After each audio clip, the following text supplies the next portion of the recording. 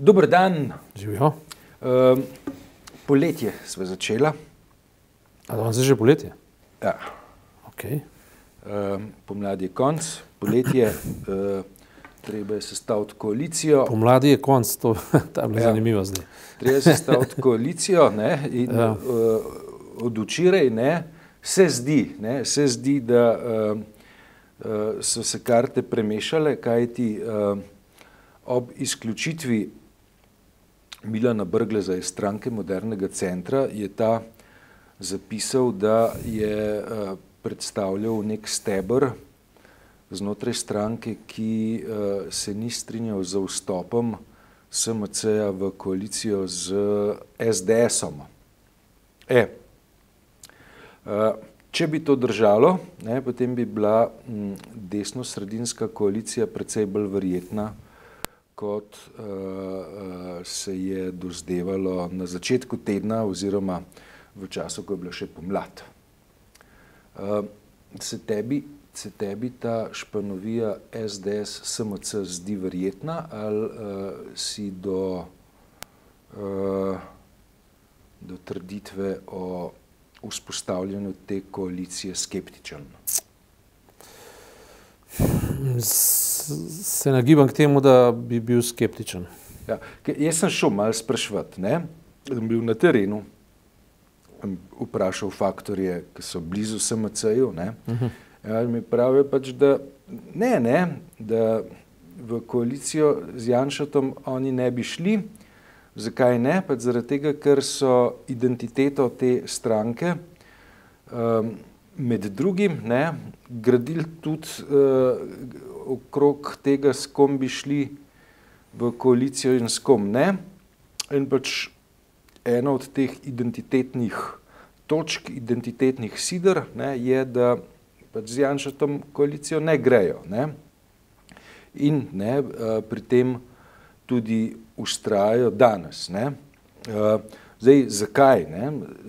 Zato, ker je volilno telo SMC-ja takšno, da te koalicije ne bi razumelo, ne. Pač obstajajo javnomnenjske raziskave, ki povedo, kaj si mislite o taki in taki koaliciji, in iz teh javnomnenjskih raziskav je razvidno, da volilno telo SMC-ja te koalicije ob najboljši možni volji nikakor ne bi razumelo. Kar je pa po svoje tudi razumljivo, ne, zaradi tega, ker so bili odnosi med SMC-em pa SDS-om v prejšnjih 4 letih vse prej kot prijateljski, bili so na trenutke sovražni in izrazito napeti v času, ko je bila SDS v opoziciji, ne. Tako da, kakor jaz razumem današnjo situacijo, ne, koalicije, ki naj bi bila, ne, na pomolu, v resnici ni, ne, je ni na vidiku, karte niso zmešane na nov način, se pa pač ta levo-sredinska koalicija, hipotetična, precej mučne pri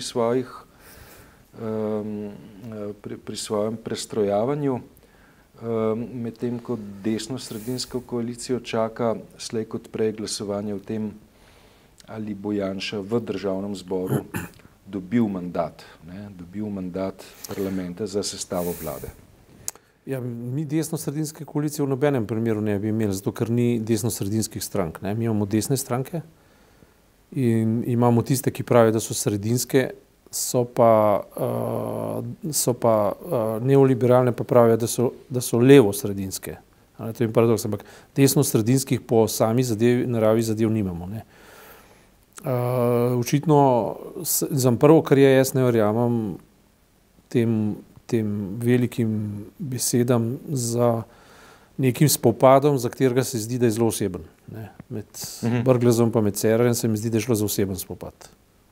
Zelo verjetno, ja. Ne, zelo verjetno, kajti v enem od krogov teh pogovorov, ne, se pojavila ideja, da bi Miro Cerar bil predsednik državnega zbora. Kar bi bilo smiselno, ne? Recimo, mislim, da se iz vlade se prestaviš če bi Šarec bil, pač Marjan Šarec bil predsednik, oziroma verjetno bo predsednik vlade, v tem primeru bi bilo nenavadno, da bi bivši predsednik vlade sedel v vladi. Mislim, bi bilo smiselno, hkrati pa on kot funkcionar tako visokega ranga rabi neko ustreznico svojemu politični karieri in to bi predsedništvo parlamenta pokrilo. Ja, mislim, na protokolarnih dogodkih predsednik vlade pa predsednik parlamenta sedite v prvi vrsti čist spredaj. Pa namestnik predsednika države. Tako je. To je smiselno. Zdaj, druga stvar, ki je nenavadna, je ta, da je v času, ko so se to pogovarjali, če je to res, seveda, jaz pod predpostavko, da je to res, da je gospod Brglez razglasil svojo kandidaturo javno, brez vednosti svoje stranke. To je res, zaradi tega, ker je ta hipotetična koalicija imela sestank, med katerim je zvedla, da Slovenska tiskovna agencija poroča o pripravljenosti doktorja Brgleza, da kandidira za predsednika državnega zbora ponovno. In sicer ta kandidatura bi bila podkrepljena s podporo SD-ja, Socialnih demokratov in pa Levice. To se pravi, tukaj pa so sledi nekega spletkarjenja, ne v slabem, ampak preprosto ta odtenek je pomemben, tako rečeva. Če rečeva... Dejva reči, da je solo akcija, da ne bova rekla, da je spletkarjenje. Ne, nisem hotel reči v negativnem pomenu besede, ampak očitno je Brglez zaznal, da se Cerar pogovarja o neki koaliciji, v katerem ne bi bilo Levice, bili pa Nova Slovenija, se pravi, bi pa bilo to res. No in če to drži, pomeni, da se je, pa to pa za igro nekoliko spremeni, pa pomeni, da se je od samega začetka v bistvu delalo na vladi, ki ne bi vsebovala Levice. In to, da je SD k temu pristopila, se mi zdi spet po drugi strani nenavadno, zato ker je predsednik Židan jasno povedal, da bi si želel biti z Novo Slovenijo tam. Skratka, ampak mogoče si bi on želel tudi za Levico, tega pa ne vem. Zdi se mi pa to malo nenavadno. Vse skupaj mi je sumljivo, vem več kot toliko. Vem pa nekaj, da če je v bistvu ta stres ali pa če je ta okoliščina, če je ta mala bitka, vojnica povzročila in izključitev Brgleza povzročila, da bomo zdaj z nekim uradnim razlogom dobili vlado, v kateri bo noter Nova Slovenija, ne pa Levica, potem imamo resno težavo. Zakaj? Ja, ne vem, če se midva tukaj lahko strinjava, ampak jaz osebno sem prepričanja, da v primeru, da ne bo noter stranke, ki bi lahko verjeli, da bo konsistentno zagovarjala interese javnega zdravstva, šolstva in sociale, v tem primeru potem bolj transparentno, da vlado sestavlja Janša. Ker če so vsi neoliberalni, potem je boljše, da imamo neoliberalno agendo v vsem realizmu, kot pa za neko fasado, ki v bistvu prikriva pravo naravo problema. Zaprav, tvoja teza je boljš, da svetu vlada Donald Trump, ki je transparenten, kot Hillary Clinton, definitivno. Ja? To me spominja na kolikor slabše, toliko boljše. Ne, gre za to, da ameriška, recimo danes je sreda, sem na CNN zjutraj poslušal, da se je toliko in toliko senatorjev in toliko držav dvignilo in tožilo zvezno državo zaradi separacije otrok. Se pravi, Trump je podpisal, da se bodo združili z družinami in vendar se jih je samo 500 od 2300. In so dobili tožbo. Se pravi, mehanizem checks and balances v Ameriki še kako funkcionira, mediji so oživeli, začenjajo debato peljejo na polno, popolnoma neodvisno, občutek za demokracijo se krepi in samo to lahko Ameriko reši, noben vpliv od zunaj. In v primeru, da bi mi imeli politiko, ker treba zdaj Trumpa na nek način opravičiti, sporno zakonodajo ni on sprejel. Te zakonodaje ni on sprejel. je bila že sprejeta, on je samo uveljavil. Ne. Se pravi, kdo pa jo je sprejel, ne da bi jo prej demokratična javnost opazila, to je pa del tega problema, ne, o katerem govorim. Fasada funkcionira zadaj. Fasado je predstavljal Obama. Ne? Ja, in Obama je bil sposoben podpisati toliko in toliko izredno krivičnih zakonov in vsi smo ga opazovali kot demokrata. Ne? Pri Trumpu pa točno veš, da nimaš opravka z demokratom. Ne? In če ima Slovenija v načrtu demontažo javnega zdravstva, šolstva in tako naprej v smer večje učinkovitosti, privatizacije, da bo nekdo, skratka, da pokleknejo pred aspiracijami določenega dela zdravniške zbornice in pa določenih farmacevtskih lobijev, potem raje vidim, da se to dogaja tako pa raje vidim, da se to dogaja pod patronatom Janeza Janše, v katerem so ti programi transparentni. Zato, če je bil ta manever z gospodom Brglezom speljan za alibi ali pa za opravičilo, mene ni prepričal. Ne trdim pa, da je tako bilo, ne? Da ne bo pomote. Jaz sem v tem smislu postal previden, ker nikoli ne veš, komu nekaj verjameš. Vse vojne so se vedno začele z banalnimi opravičili, ali pa razlogi za neke take trivialne praske so potem sprožile svetovne vojne. No, seveda so pa zadaj bili vedno globoki strukturni razlogi. Ne? Seveda, vedno. In mi smo v eksplozivnem času. In res je to, da razlogi za vzdržati pozicije, to so tako rekoč ustanovne evropske pozicije, ker solidarnost pada k ustanovnim evropskim pozicijam, so zdaj toliko težji, še posebej zato, ker padajo v sami Evropi. Pa ne samo v periferiji Evrope ali pa na obrobjih nacionalnih držav, ampak v sami komisiji padajo. Konec koncev sama komisija zapušča pozicije vladavine prava, že samo s tem, ker se tako indolentno obnaša do arbitražne sodbe v primeru Slovenija-Hrvaška, pri čemer to ni pomembno, da bi šlo Sloveniji v korist, če bi se tako izrekli. Ampak pomembno pa je, da se ne postavi na poziciji vladavine prava. Samo Nemčija se je, pa mogoče še nekatere države na svojo lastno roko, medtem ko Evropska komisija in Evropska parlament ali pa če hočeš evropske institucije se o tem niso izrekle in stiskajo rep med noge v trenutkih, ko ne razumejo, da jih ta logika spodjeda in bo Evropska unija propadla sama. In so že razpravljali, Slovenija je globoko odvisna od nekaterih momentov, nekaterih gradnikov slovenske suverenosti in samostojnosti. In solidarnost je eden izmed najpomembnejših.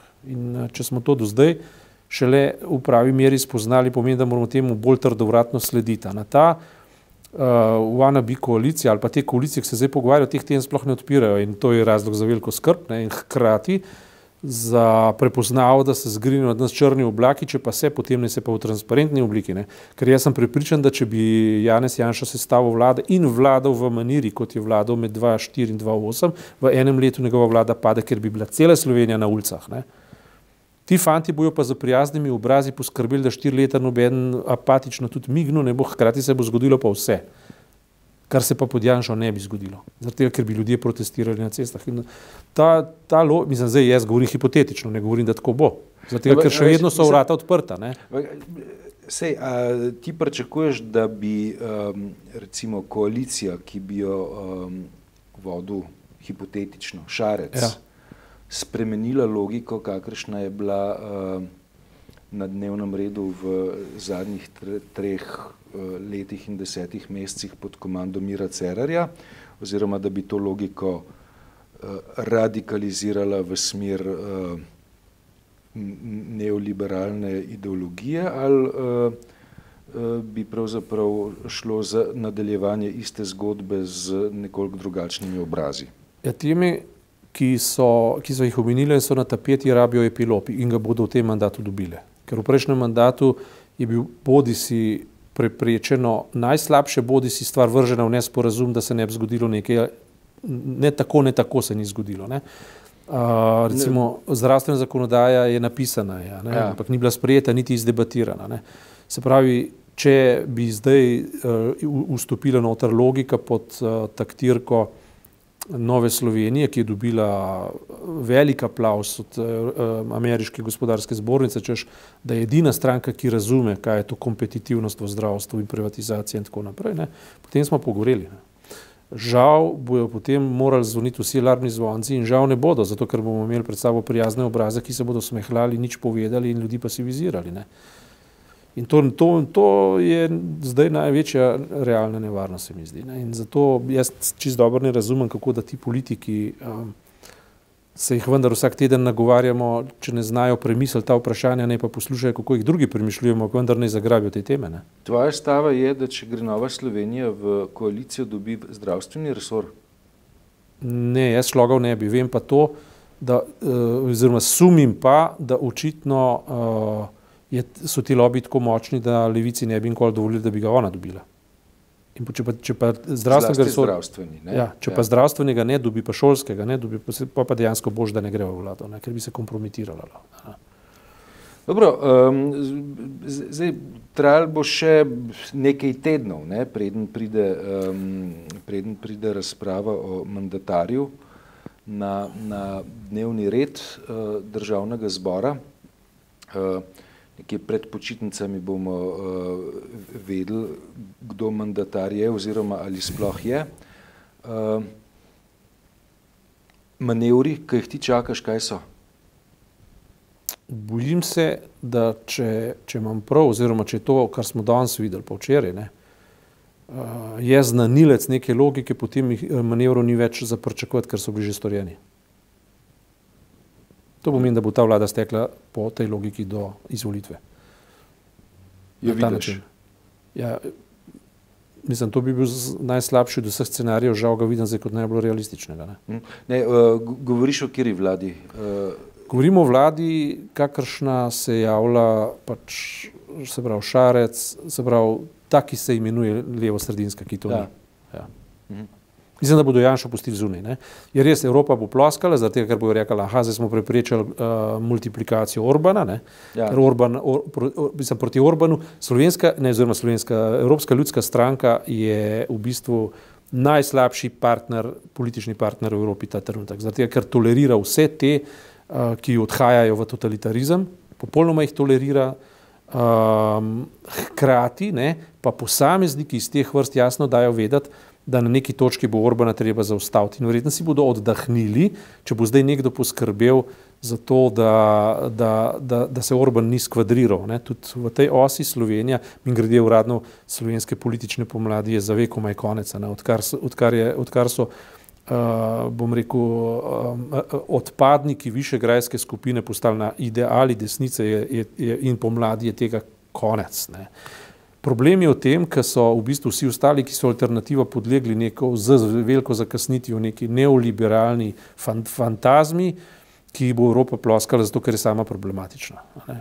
Točno na tej isti točki. Ne. In na koncu koncev bo ta levo-sredinska vlada dobila legitimacijo celotne Evrope. Levo-sredinska v smislu fake, ne. Ne vem, dobro, jaz po naravi nočem biti pesimist in tako naprej, ampak to, kar vidim, je en velik zos. En velik zos in s tem končava za danes.